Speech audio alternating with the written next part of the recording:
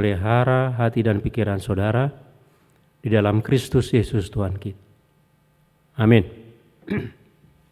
Saudara-saudara yang dikasihi Tuhan kita Yesus Kristus, firman Tuhan yang ditetapkan hari ini diambil dari Yeremia 17 ayat 5 sampai ayat 10. Demikian firman Tuhan.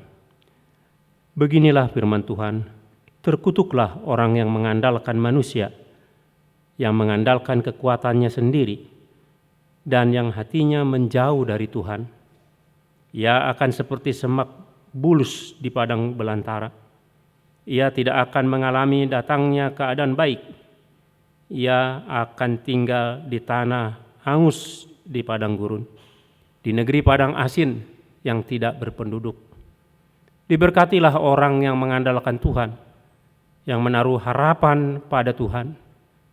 Ia akan seperti pohon yang ditanam di tepi air, yang merambatkan akar-akarnya ke tepi batang air, dan yang tidak mengalami datangnya panas terik, yang daunnya tetap hijau, yang tidak khawatir dalam tahun kering, dan yang tidak berhenti menghasilkan buah. Betapa liciknya hati, lebih licik daripada segala sesuatu. Hatinya sudah membatu. Siapakah yang dapat mengetahuinya?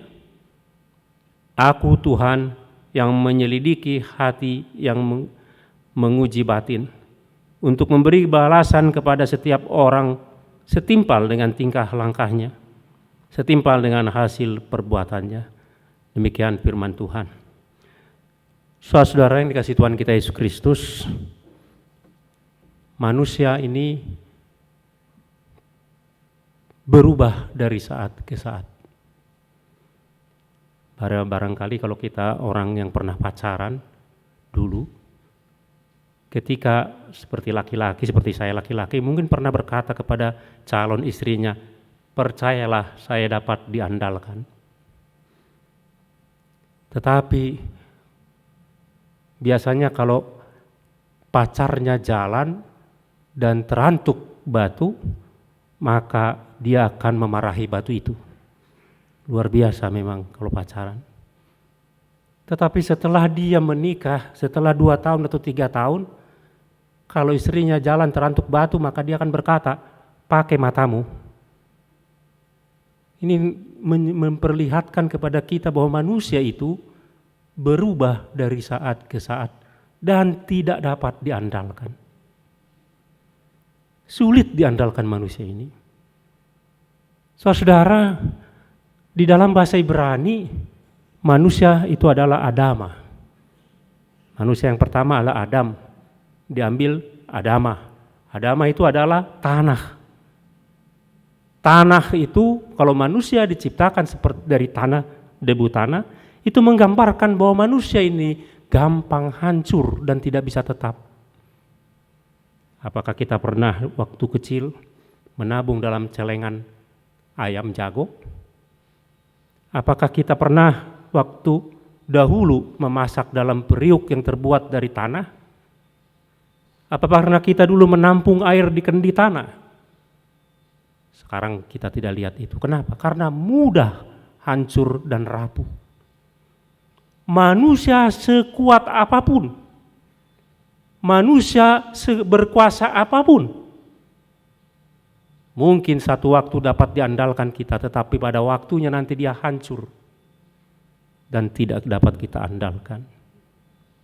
Itu sebabnya dikatakan dalam teks kita, terkutuklah orang yang mengandalkan manusia. Karena manusia itu sementara. Manusia itu tidak tetap.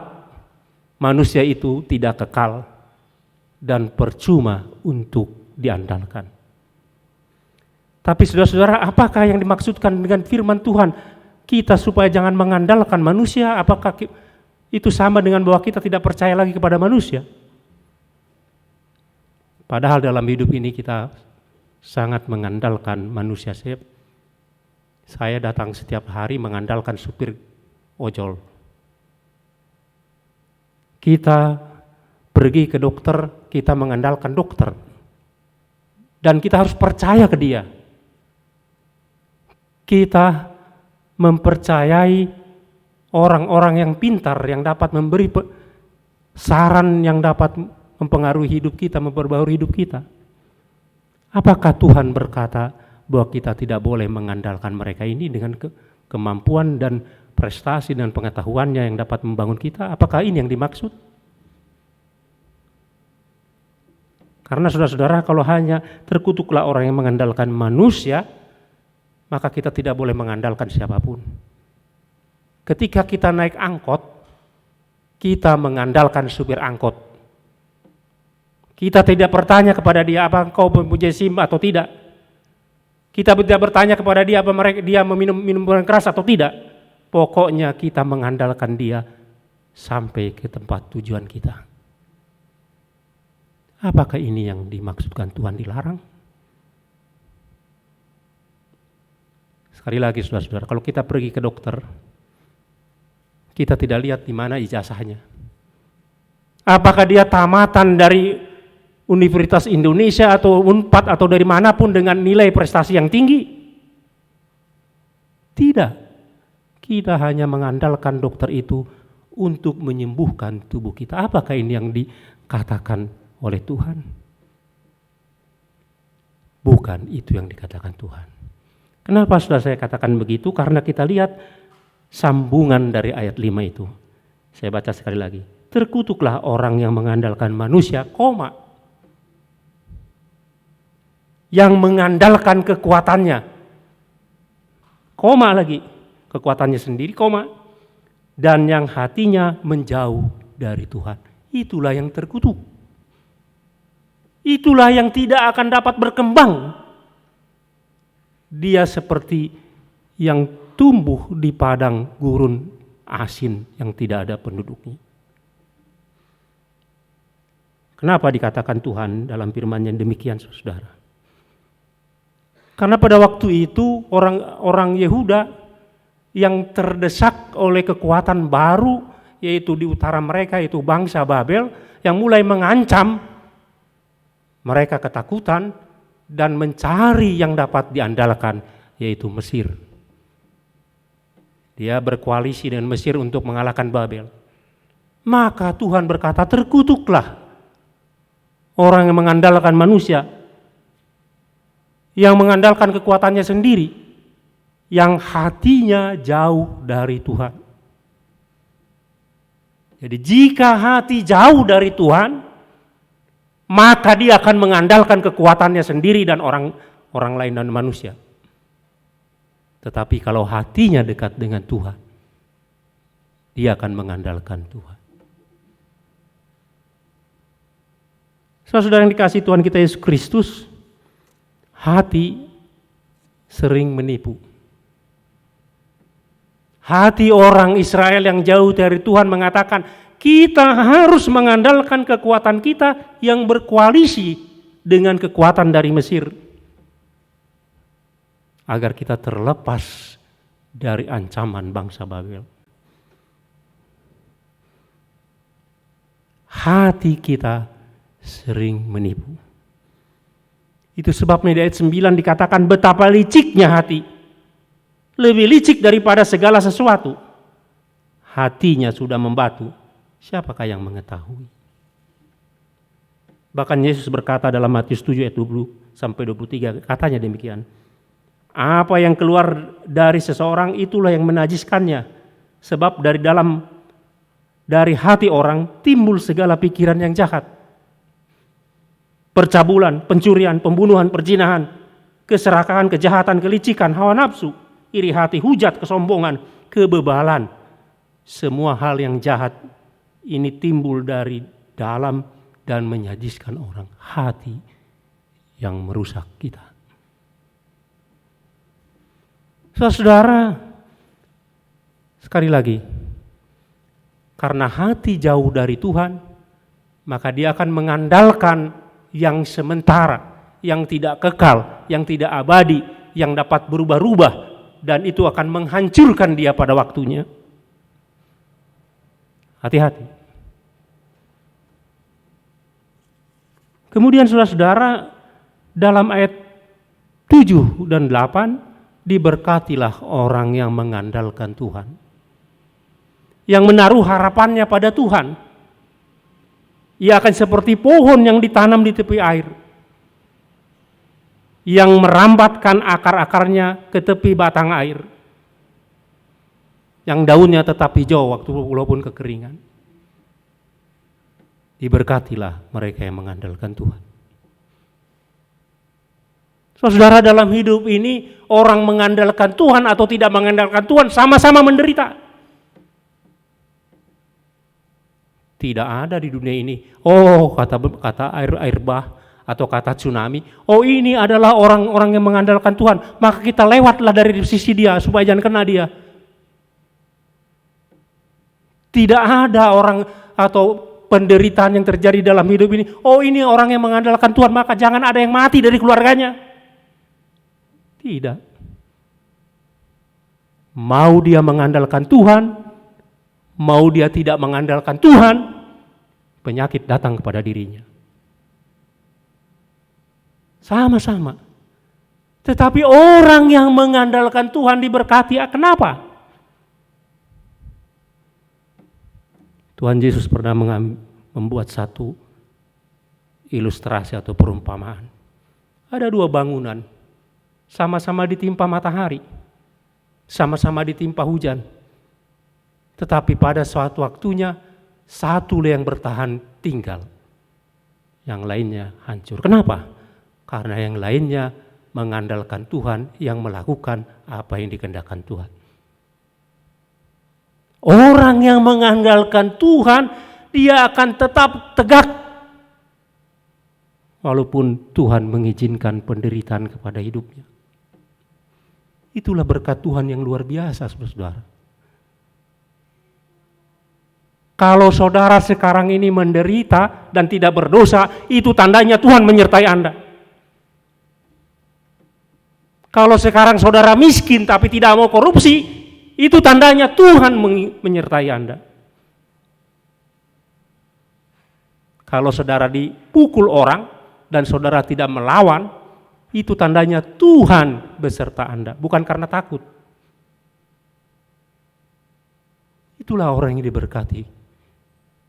Dia akan tumbuh menjadi kuat dalam hal segala yang terjadi dalam hidupnya. Diberkatilah orang-orang yang mengandalkan Tuhan. Banyak orang yang mengandalkan Tuhan, dia mati juga. Kalau menurut pikiran kita, dia telah mengandalkan Tuhan, ketika datang orang-orang yang menyiksa dia, maka Tuhan akan melepaskan. Tetapi mati juga. Tetapi dia mati dalam damai karena percaya, berharap kepada Tuhan. Itu yang membuat orang bertahan. Karena dia mengandalkan dan mengharapkan hanya kepada Tuhan. Pengharapan dia tidak tinggal di dunia ini. Paulus berkata, jika kita mengharap hanya di dunia ini, maka kita adalah orang paling sial di dunia ini. Pengharapan yang tinggal di dunia ini saja tidak ada gunanya. Saudara yang dikasihi Tuhan kita Yesus Kristus, apakah Abraham berharap tanah yang dijanjikan dan dia dapat tinggali? Ternyata tidak. Dia tetap berharap, percaya kepada Tuhan bahwa tanah itu akan diberikan kepada dia, tapi dia mati tidak dapat memiliki tanah setapak pun. Untuk kuburannya juga keturunannya harus beli. Maka kita mungkin berkata, percumalah dia mengikuti Tuhan terus menerus. Untuk kuburannya saja tidak ada sejengkal tanah, hanya 1 meter kali 2 meter, tidak ada. Kenapa Abraham bisa bertahan demikian? Itulah pengharapan. Jika tidak terjadi di dunia ini, ya kelak nanti di mana? Jika tidak pada saat saya hidup, maka anak saya akan menikmati. Jika anak saya tidak menikmati, maka cucu saya akan menikmati. Jika cucu saya tidak menikmati, maka cicit saya akan menikmati, dan seterusnya. Dan di balik kematian pun ada pengharapan. Ini yang menguatkan orang-orang yang mengandalkan Tuhan. Kalau kita mengandalkan manusia yang sementara, maka kita akan susah dalam hidup ini. Secara rohani dia akan mati, tidak berkembang. Makanya dikatakan seperti yang tumbuh di padang gurun yang asin. Tidak berkembang. Tapi orang yang mengandalkan Tuhan, dia berkembang semakin kuat dalam hidup ini. Dan tidak dapat dikalahkan oleh penderitaan sekalipun. Tidak dapat dikalahkan oleh kekecewaan sekalipun. Bukankah kita hidup penuh dengan kekecewaan, saudara? Banyak harapan-harapan, banyak cita-cita kita di dunia ini yang tidak dapat terpenuhi. Walaupun kita sudah nangis-nangis dalam doa kita minta kepada Tuhan. Tetapi orang yang mengandalkan Tuhan dan berharap kepadanya, dia akan kuat menghadapi semua kekecewaan dalam dunia ini. Seperti bangunan yang dikatakan Yesus. Dia akan tegak berdiri walaupun datang badai, walaupun datang terik matahari. Karena dia dibangun dalam pondasi batu karang yang teguh, yaitu Kristus sendiri. Hati-hati saudara dengan hati saudara. Jangan mudah ditipu oleh hati saudara. Karena hati yang jauh dari Tuhan itu akan mengandalkan manusia. Akan mengandalkan kekuatan sendiri. Orang yang mengandalkan kekuatan sendiri pasti dia akan menjauhkan Tuhan dalam hidupnya. Bukankah sering kita mendengar orang yang berkata, siapa dulu? Kalau bukan karena aku? Bukankah kita sering mendengar, akulah yang mendirikan gereja ini? Bukankah kita sering mendengar, akulah yang membuat punguan ini menjadi besar? Itu orang yang mengandalkan kekuatannya sendiri dan menjauhkan Tuhan dari hidupnya. Andalkanlah Tuhan. Hiduplah dalam firman-Nya. Dasarkan hidup Anda dalam firman Tuhan.